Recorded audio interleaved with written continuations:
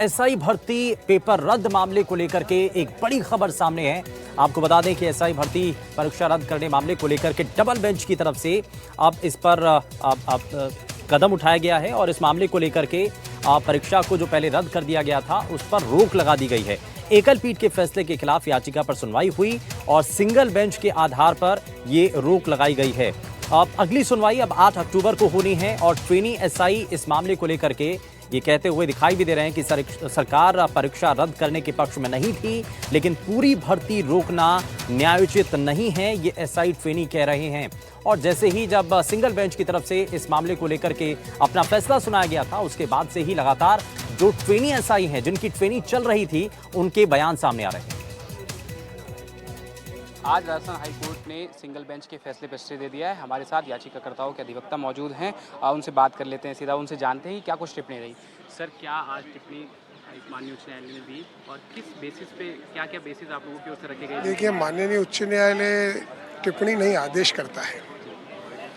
माननीय उच्च न्यायालय का आदेश यह है कि एकल पीठ सिंगल बेंच के जजमेंट को स्टे किया जाता है।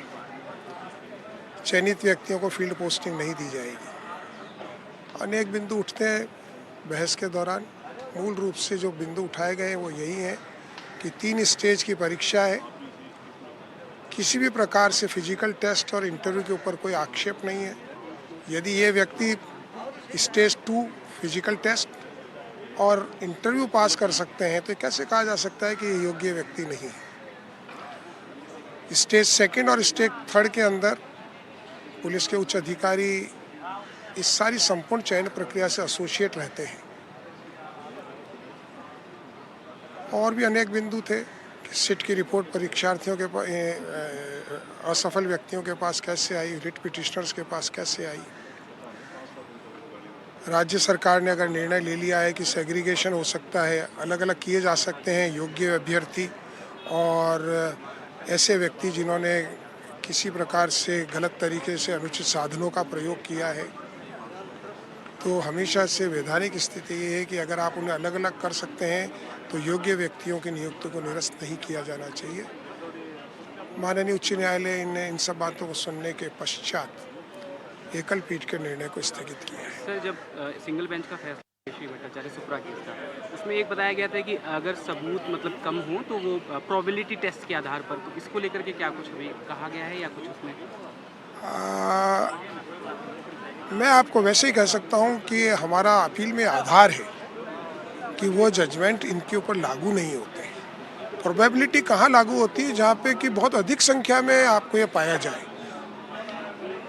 वेस्ट बंगाल का जो जजमेंट है, वैसे तो अब मैं आपसे प्रेस में जजमेंट्स की क्या बात करूं, वो तो हमारे लिए कोर्ट में बात करने की बात होती है।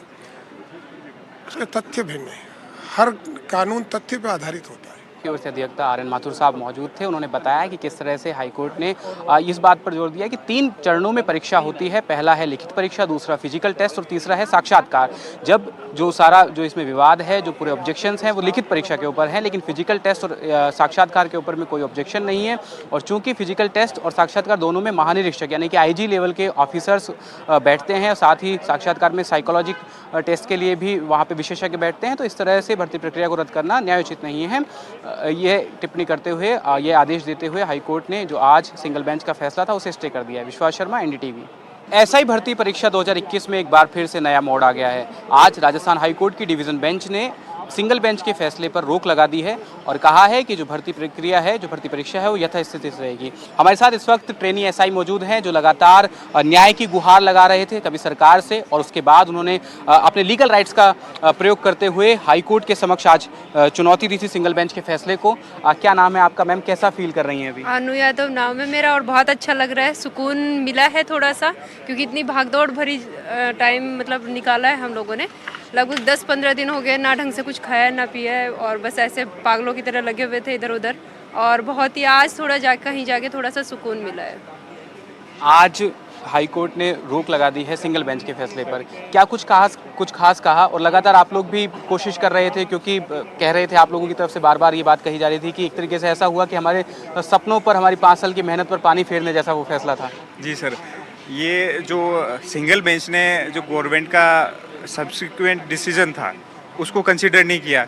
एसओजी की अपडेटेड रिपोर्ट थी 25 जून 2025 वाली, उसको कंसिडर नहीं किया, जिसमें लिखा हुआ था क्लियरली कि जो फरार है उनको अरेस्ट करने के बाद हमारा सेग्रीगेशन कंप्लीट हो जाएगा। तो सिंगल बेंच ने ये चीज़ सेग्रीगेशन वाली चीज़ कंसिडर नहीं की, लेकिन डिविजनल बेंच में इस चीज़ को कंसिडर किया कि जितने भी सुप्रीम कोर्ट के लैंडमार्क जजमेंट है उसमें अगर सेग्रीगेशन पॉसिबल है तो कैंसिलेशन का कोई मीनिंग ही नहीं बनता। और सिंगल बेंच के ऑर्डर पे स्टे आ गया है। कैसा महसूस कर रहे हैं? राहत की खबर आई है, 10 दिन से लगातार संघर्ष कर रहे थे, मायूस चेहरे थे। हाँ सर, मायूस ज़रूर थे, पर यह पक्का विश्वास था भारत की न्याय व्यवस्था पर कि हम जीतेंगे ज़रूर। और जिन्होंने भी आपने जैसे मीडिया बंधुओं ने हमारी आवाज़ उठाई, उससे लोगों का परसेप्शन है वो चेंज हुआ है कि भाई सारे तो फर्जी नहीं है, 785 तो ठीक है, 10-15 और एसओजी के हिसाब से बचे हैं तो वो और गिरफ्तार कर लेगी। एसओजी कैपेबल है, अलग करेगी और कर देगी सर ज़रूर। तो लगातार 10 दिन की जो मायूसियत थी, अब ट्रेनी एसआईओ ने राहत की सांस ली है, क्योंकि हाई कोर्ट ने स्टे कर दिया है सिंगल बेंच के फैसले को। अब यहाँ पर डिवीजन बेंच के अंदर सुनवाई होगी, उसके बाद में जो प्रक्रिया है वो रहेगी और उसके बाद में ये फैसला आएगा कि अब इस भर्ती परीक्षा का क्या भविष्य होता है। कैमरामैन निर्मल तिवारी के साथ विश्वास शर्मा, एनडीटीवी। और एसआई भर्ती परीक्षा की रद्द करने के फैसले पर लगी रोक के बाद बांसवाड़ा में जो ट्रेनी एसआई हैं उनका इस पर क्या कहना है, जरा वो भी आपको बताते हैं, क्योंकि एनडीटीवी का उन्होंने आभार जताया है। उन्होंने कहा कि ईमानदारी की जीत हुई है और दरअसल इस दौरान क्योंकि कुशलगढ़ की जेबा जो कि सामने है, उन्होंने बताया कि ये फैसला काफी ऐतिहासिक है।